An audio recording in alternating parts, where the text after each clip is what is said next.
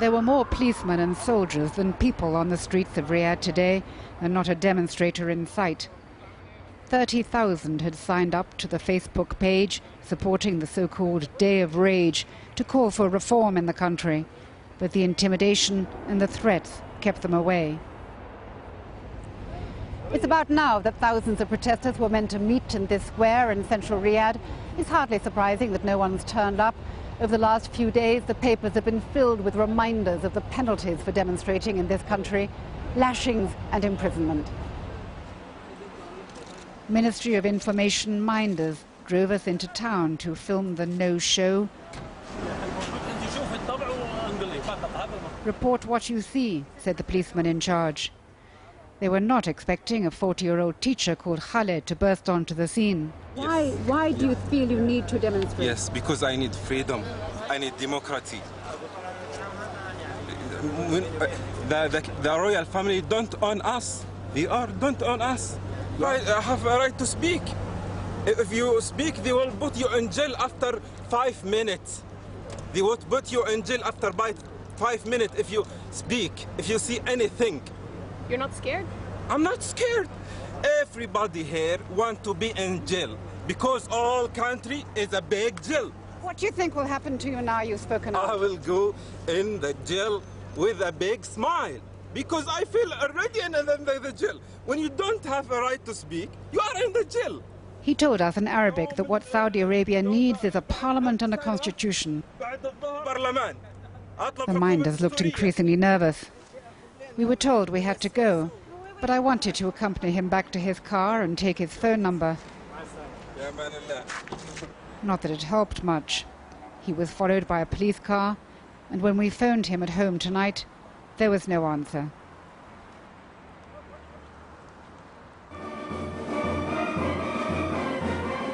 The Saudi government claimed people have no need to demonstrate because they have a method of government that works. The king meets with advisors and tribal leaders to decide laws and distribute money. He's been called a reformer, but so far national elections have proved a step too far. The Saudi way is replicated at the local level by community leaders who meet regularly and receive petitions from people requesting, say, a car, a house or a job. This tribal leader explains that they read every petition with care, and because they know every family, they can judge their needs. But don't people want more, which is why they're demonstrating? Quran and Sunnah do not permit such things. Our faith is according to Allah, and then we have to obey our governors, the royal, since they are our rulers, we have to obey them and follow their orders. I have spoken to people in the kingdom who say, enough, we are a grown-up people now, we are entitled to representation, we are entitled to some form of democracy. The ruler's door is open for everybody, whether he is a Saudi or a non-Saudi. He can come and present his case. And instead of going to the streets and make all this corruption, why don't you go straight ahead? Straight to the head, to the man in charge, and submit your case. We drove across the desert to the east, home to the Shia minority, where there have already been demonstrations. We deliberately timed our journey to arrive at night because journalists are not allowed here. Last night in Qatif in eastern Saudi Arabia, police opened fire on demonstrators who were calling for the release of political prisoners.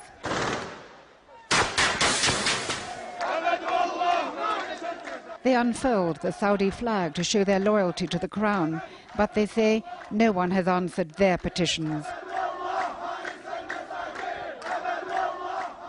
We are going to meet the family of a man who has been in prison for 14 years without charges or a trial. Locals warned us to be careful. This is a story that the authorities don't want to be told. The family is one of many who say their men are in jail, allegedly for terrorist offences, but they've never been brought to court. مو من حقها ابوها يزوجها، مو من حقها ابوها اذا جاوا يخطبونها من Is it right that a man should miss the weddings of his daughters and the funerals of his parents? We do not know why he's being held and when he will be let go. I am Saudi citizen. I can't tell him, please, King Abdullah, people are very angry. Please do not risk the future of the country. Please, King Abdullah, we cannot stay forever like this. We are very angry, we are very nervous, and the situation is very tension.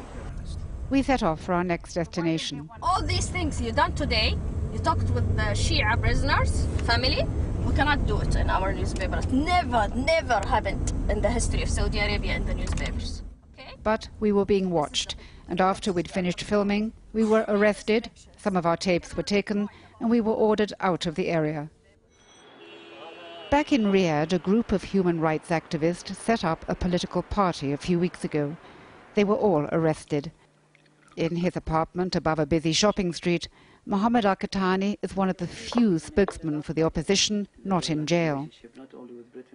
He says there are 30,000 political prisoners in the country. The government put it at about a third that number. What do the opposition want? This government is a police state masquerading as a theocracy, and we need it to be reformed entirely. We need freedom of press, we need freedom of expression, freedom of assembly, we need check and balances of the government, we need a written constitution that highlight the rights of the people, the rights of the rulers, and also separation of powers and so on and so forth. These fundamentals of the functional government that you see around the world. Have you been helped by events elsewhere in the region? Well, most definitely. Just a few months ago, we are really losing hope. But now I think we see the light at the end of the tunnel. And we are enthusiastic that we could accomplish something in the near future. But any opposition here will have to challenge the strictest form of Islamic rule, which compares political dissent with heresy. Half the population of Saudi Arabia live on the coast.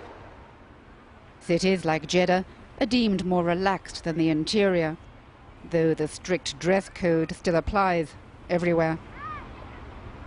70% of the population here are under 30, and youth unemployment compares with Egypt and Tunisia. But if the Saudi revolution is expected to start among the young, there was little sign of it here among the 20-something-year-olds who are prepared to talk. I don't think it'll happen here. Unlike neighbouring countries, the king provides us with all we need. Young people here love their country. We've all benefited from the king's generosity, and we should all support him now. People here know nothing but rule by the House of Saud, which has guaranteed stability and absolutism for 80 years. When the 87-year-old monarch returned from treatment abroad 2 weeks ago, there were celebrations and a national holiday. We're all one, the king, the country and the people. When the king came back, he issued billions of reals for the poor. People are comfortable. That's why they won't rebel.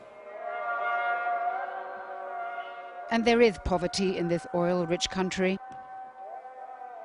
I accompanied a social worker into the poorer areas of Jeddah. The king gave £22 billion in extra welfare benefits to buy people's continuing loyalty, say his critics, while autocracy is being challenged elsewhere in the region.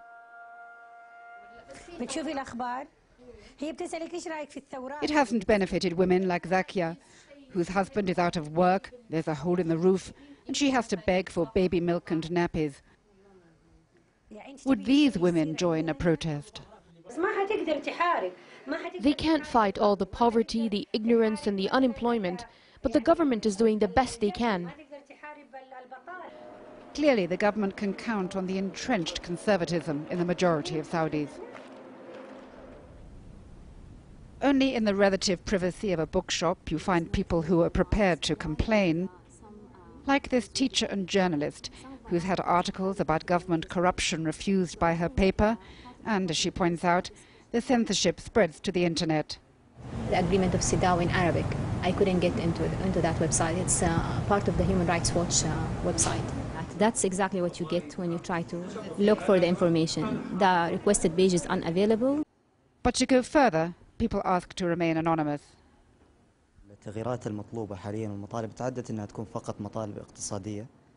Our demands have gone way beyond financial needs. We now have social and political demands.